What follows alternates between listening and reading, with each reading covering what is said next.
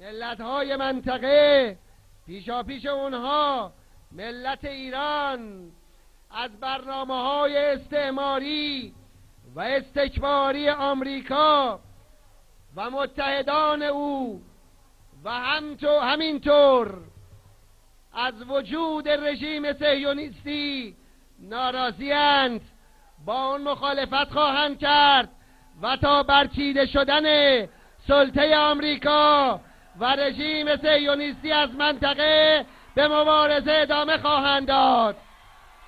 Ahmadinejad says the U.S. and its allies created Israel to dominate the region, but he says regional nations have become aware and the Tel Aviv regime is now nearing its end. Ahmadinejad said the U.S. and its allies have hatched a new plot to sow discord in the region to save Israel. Now, the Iranian president says the new plot includes creating conflict and division between Shia and Sunni Muslims in the region. Ahmadinejad said Westerners are also planning to give all occupied territories to Israel and to give a part of Jordan to the Palestinians. But he said regional countries are vigilant in the face of such plots and will never recognize Israel.